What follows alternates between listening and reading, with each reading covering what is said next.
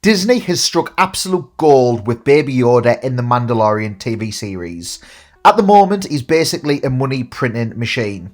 I think Darth Maul was the last mainstream popular character that Star Wars introduced into the franchise, and that was over 20 years ago, and Baby Yoda dwarfs even Maul's popularity. With the popularity of Baby Yoda and the potential the character has in terms of longevity, Yoda lived for over 900 years, so Grogu could span multiple generations of Star Wars material, whether it be films, books, comics, games or TV shows. Disney will want to keep growing that money tree and focus the future of Star Wars around Grogu. For that to happen, Grogu must survive the destruction of Luke Skywalker's Jedi Academy and be alive during the sequel trilogy. Today, I'm going to explore the 5 different ways in which Baby Yoda could survive Kylo Ren's attack on Luke's new Jedi Order and be alive during the sequel trilogy, so that the future Star Wars projects can be built around Grogu. Today, I'm going to explore 5 possible ways that Grogu was able to survive Kylo Ren's purge of the new Jedi Academy, which leaves the door wide open for Baby Yoda to lead the Star Wars franchise in a direction that already looks to be a lot better than what the sequel trilogy gave us. Baby Yoda appeals to so many Star Wars fan types. Hardcore original trilogy fans who love the strange mysteriousness of Yoda and for years have wanted more information about his species. The prequel fans who loved what a badass Yoda was in episode 2 and 3.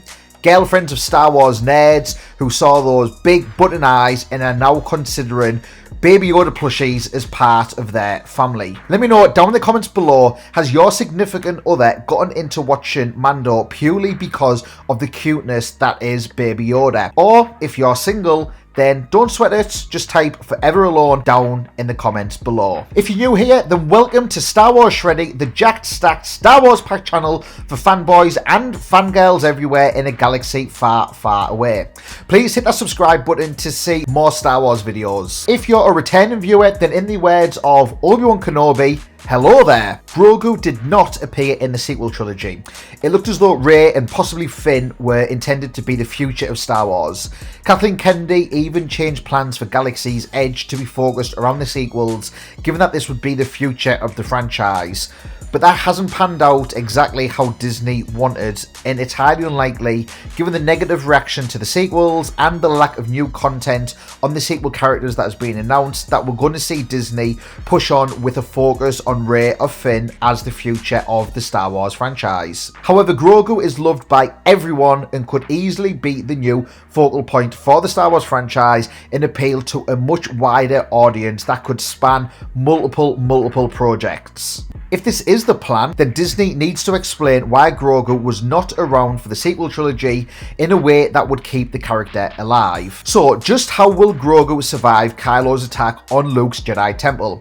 I have 5-ish possible theories which I'm going to explore in today's video. But before we can do that, we must examine the state of the Jedi in the sequel trilogy. Episode 8 is titled The Last Jedi, which led us to believe that at the time of release, Rey and Luke were the last 2 remaining Jedi. The Mandalorian TV series has shown us that other Jedi still remain, namely Luke and Ashoka. And through Rebels and the Jedi Fallen Order game, we can assume that other Jedi do remain. If episode 8 is true to its name and genuinely does mean that Rey and Luke are the last of the Jedi, then between now and the film taking place, Disney is going to have to kill off all of the remaining Jedi. However, for Disney to continue building the franchise around Grogu, they need to keep him alive. The title of The Last Jedi could still hold true if Grogu becomes a Force-wielding Mandalorian and does not identify as a Jedi, kind of like how Ahsoka no longer identifies herself as a Jedi. With that in mind, it isn't a stretch to think that Baby Yoda is still alive come episode 8. He might not be a Jedi, which I've spoke about in my Grogu Becomes the Mandalore video, but in order for Disney to continue featuring Grogu during the sequel trilogy timeframe and beyond, Baby Yoda must survive the purge on Luke's new Jedi Temple. The first way Grogu could survive the downfall of Luke's Jedi Academy is that Mando saves him from the purge. At some point over the next season of Mandalorian, or maybe maybe even in one of the other Disney shows, such as the Ahsoka show, Mando and Ahsoka could once again join forces for some bigger mission, possibly to help take Mandalore, possibly to hunt down Thrawn. During their time together, Ahsoka could feel a disturbance in the Force, the attack on Luke's Jedi Academy maybe. This could lead to Ahsoka and Mando tracking Grogu down and saving him before Kylo has been able to kill him. With Ben Solo now having fallen to the dark side and having some of Luke's former students following him, the odds would not be in the favour of just Ahsoka and Mando. Rather than fight, we could see this as a rescue mission of sorts, find Grogu and get him to safety. By the way, if anybody knows the planet that Luke's Jedi Academy was on, please do let me know down in the comments below. I believe that Disney retconned it from being on Yavin, and I don't recall it being mentioned in the films. Theory 2. Luke keeps Grogu a secret from all the other students. We never saw Grogu during the prequel trilogy. Ahsoka had never known of Grogu. Perhaps the Jedi had kept Grogu separate from other younglings and students, given his species' rarity and the potential of his power.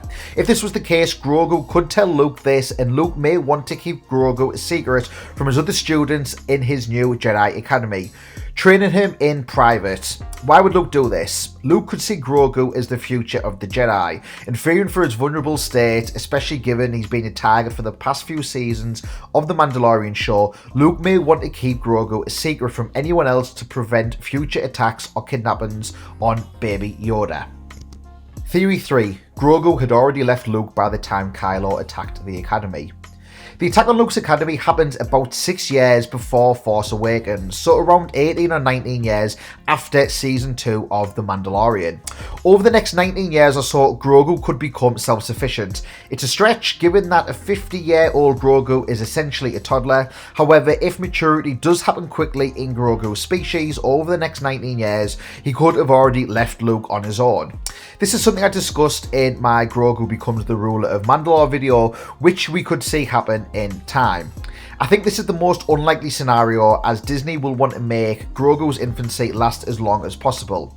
Maybe Baby Yoda is loved so much because he's this cute baby, maybe fans will lose interest when he becomes a teenager, middle-aged and even older. I think fans do want to see development in the character regardless, but what I'm saying is I don't think Disney will be in any rush to age Grogu dramatically and lose out on this cute factor and cute appeal. Theory 4. Luke returns Grogu to Mando. There's a few reasons that I think Luke would do this.